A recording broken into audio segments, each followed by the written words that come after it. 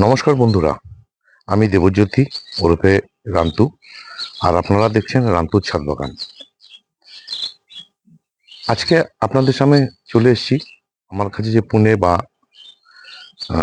ব্যাঙ্গালোরের বিদেশি জবার ভ্যারাইটি আছে, তার 4-5টি গাছ আছে। এই একটা, এই একটা, এটা একদম হলুদ, কিন্তু এই গাছের কন্ডিশন খুব একটা ভালো না। এটাও হলুদের মধ্যে একটু সাদা। আর এই গাছটা একদম হলুদ।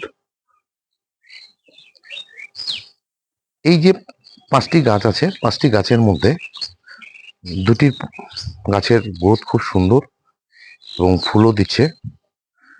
আর ওই যে গাছগুলো 3টে দেখালাম হলুদের উপরে, সেই গাছগুলোতে ফুল হয়, কিন্তু গাছের গ্রোথটা খুব একটা ভালো না।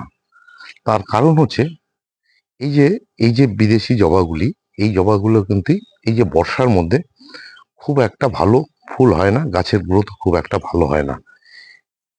দেশি জবা গাছের যেমন নভেম্বর, ডিসেম্বর, জানুয়ারি মাস ডরমেন্সি পিরিয়ড, মানে এরা শীত ঘুমে চলে যায়।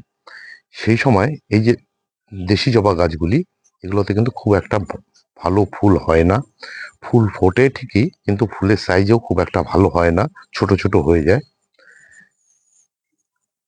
কিন্তু বিদেশি জবাগুলো কিন্তু সে সময় ভালো ফুল ফোটে, যেটা আমার দেখা, যেটা আমি দেখে আসছি। এই যে এই সময় যে বিদেশি জবা গাছগুলি, এই সময় আমি কি পরিচর্যা করি, মানে যে কি খাবার দেই, কি ওষুধ দেই, কি অনুখাদ্য দেই, সেসব নিয়ে আজকে আপনাদের জানাবো। এই যে বন্ধুরা, এই যে ব্যাঙ্গালোর বা পুনের জবার যে গাছগুলি আছে আমার কাছে, এ সময় কিন্তু আমি এই গাছগুলোতে কোনো ধরনের নাইট্রোজেন যুক্ত খাবার দেই না। শুধুমাত্র প্রতি সপ্তাহে একবার করে 0050 স্প্রে করে যাই। আর 15 দিন অন্তর অন্তর আমি ম্যাগনেসিয়াম সালফেট, যাকে এপসাম সল্ট বলে, সেটা 1 লিটার জলে 2 গ্রাম মিশিয়ে 15 দিন অন্তর অন্তর স্প্রে করি। আর অনুখাদ্য হিসাবে হয় বায়োভিটা এক্স, না হলে অ্যাগ্রোমিন গোল্ড 15 দিনে একবার আমি গাছগুলোতে স্প্রে করি। আর জবা গাছের জন্য সব থেকে যেটা ভালো, সেটা পিজিআর। 15 দিন অন্তর অন্তর যদি আপনারা জবা গাছগুলোতে পিজিআরটা ব্যবহার করে যান, তাহলে গাছের গ্রোথটা যেমন ভালো থাকে এবং ফুলের সাইজ বড় হয় এবং প্রচুর ফুল দেয়। আমি কিন্তু আমার যে দেশি বা বিদেশি জবা গাছ আছে, সব গাছেই কিন্তু আমি একই ধরনের পরিচর্যা করি। শুধু খালি সময়টা একটু 19-20 19-20 বলতে এই যে বিদেশি জবার, এদের খুব একটা ডরমেন্সি পিরিয়ড থাকে না, সারা বছরই এরা ফুল দেয়। কিন্তু দেশি জবাগুলোর ক্ষেত্রে একটু আলাদা। এদের নভেম্বর, ডিসেম্বর, জানুয়ারি মাসে এদের এই গাছে কোনো রকম খাদ্য লাগে না, শুধু খালি জল দিলেই হয়, যেটা আমি করি। তবে এই গাছে কিন্তু রোগ পোকার একটা খুব দেখা যায়। তার জন্য আমি কি করি, প্রতি সপ্তাহে আমি যে কোনো একটা কীটনাশক কিন্তু ব্যবহার করি। কীটনাশকটা ব্যবহার করতে হয় এই কারণেই, জবা গাছে কিন্তু প্রচুর পরিমাণে মিলিবাগের দেখা দেয়।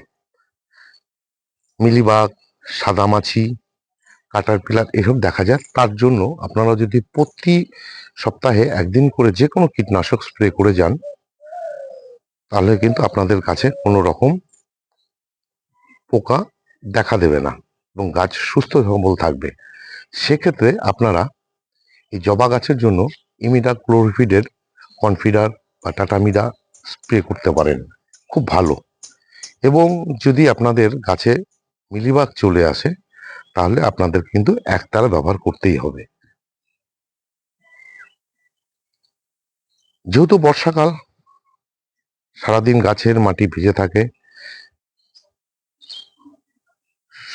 যখন তখন বৃষ্টি হয়, সেই জন্য যে প্রতি সপ্তাহে কিন্তু আপনাদেরকে ফাঙ্গিসাইড, যে কোনো ফাঙ্গিসাইড কিন্তু একটা ব্যবহার করতেই হবে। তবে বর্ষার মধ্যে সিস্টেমেটিক ফাঙ্গিসাইড ব্যবহার করলে সব থেকে ভালো হয়, সব থেকে বেশি ভালো হয়।